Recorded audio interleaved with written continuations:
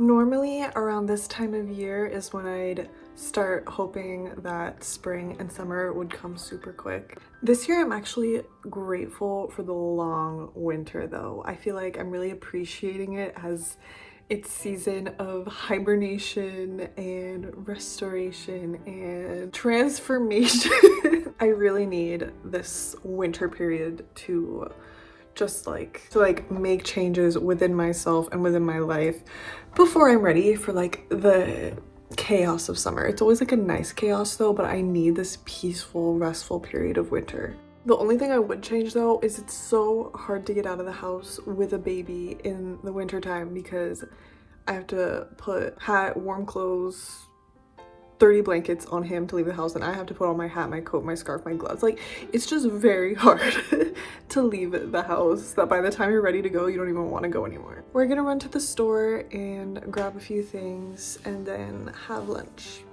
The baby spilled all my rocks and crystals, but I'm leaving it here. Like, this was 2 days ago. I'm leaving it here because it's kind of cute.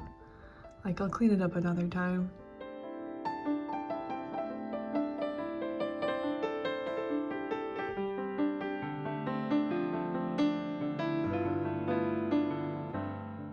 I just have to interject here to talk about this bread. This is the best bread I've ever tasted. It's honey wheat, and I'll put a link to the recipe in the description box. I have failed at making bread so many times, it's embarrassing that I was honestly shocked that I was able to make this work. I think it's foolproof, so if you want to try it, I highly recommend it. It's so good. You know, in 2020, when everyone and their mother was jumping on like the sourdough bandwagon, I could not make sourdough to save my life. I tried so many times to make a sourdough starter, and I would ruin it. Like 3 times I accidentally cooked it because I would keep it in my oven to keep it warm, and I would forget about it and preheat the oven. Like, this happened 3 times. You'd think after the first time I would learn my lesson. And then the times that I successfully had a sourdough starter, I just could not figure out the process. Like, it's just so intensive. I like this bread, even though it's not sourdough, but it only has like 2 rises. You don't have to be thinking about it all day. And so this is where I'm at right now with baking bread. Maybe one day I will be talented enough to make sourdough, but right now this honey wheat is so good that I'm not even thinking about that.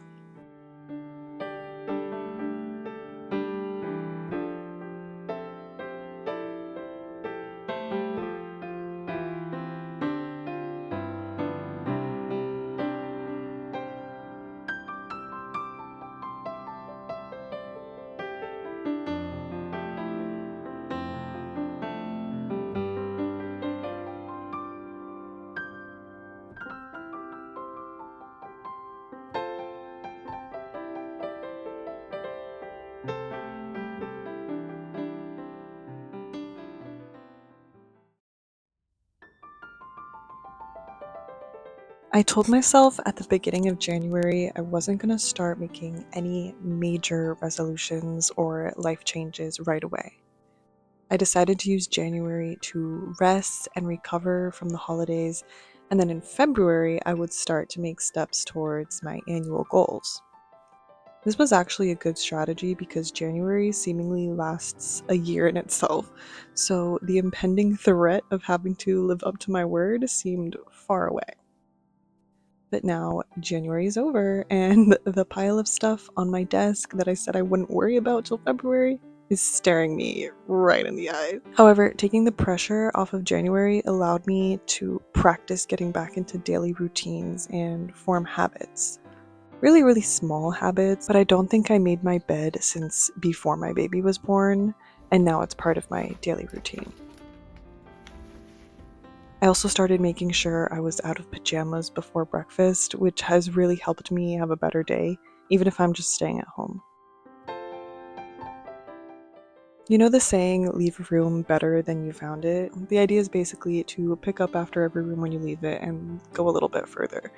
But I'm not there yet, so right now my mantra is don't leave a room worse than I found it. So if I walk into a room that's already a little bit messy, I don't make it worse. I kind of set that as its baseline, and then when I'm leaving the room, take anything extra that I brought in out. This has really helped me not to let my house spiral out of control.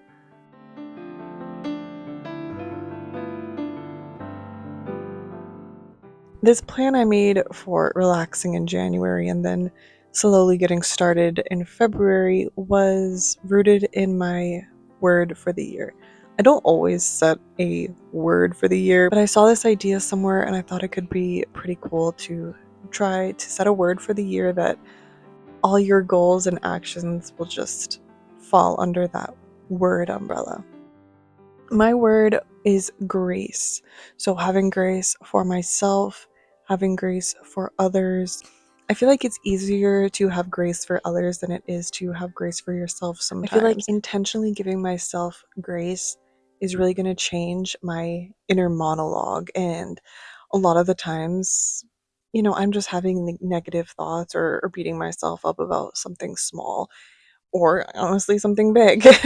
I feel like having grace for myself is so important, and it's something I've never really practiced before.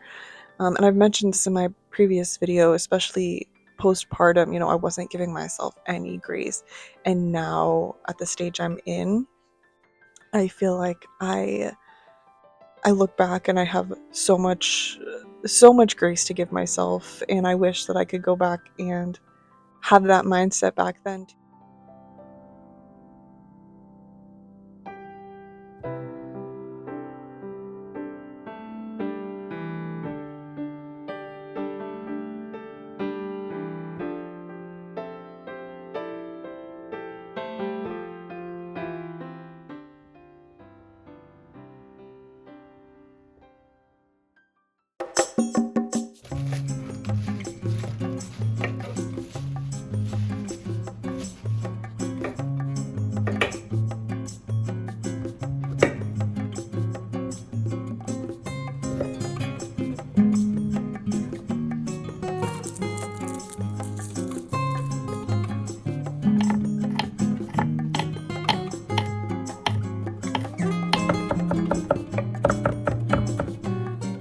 I have a lot to do in my home, so I know getting slowly started in February is barely gonna make a dent in my grand plan of getting my home together, my life together, blah blah blah. But it's a small step. Establishing these tiny habits in January, I feel, has set me up to be better prepared for bigger goals the rest of the year. It's really motivating when you see yourself be consistent with something small, and it gives you encouragement to tackle something bigger. Now I have to figure out a way to break down my broader goals of health, wellness, life organization, and creative pursuits into manageable and accomplishable steps. Hopefully by next January, those tiny steps will over time look like giant leaps. Thank you for joining me in this video. Have a great day and a great year.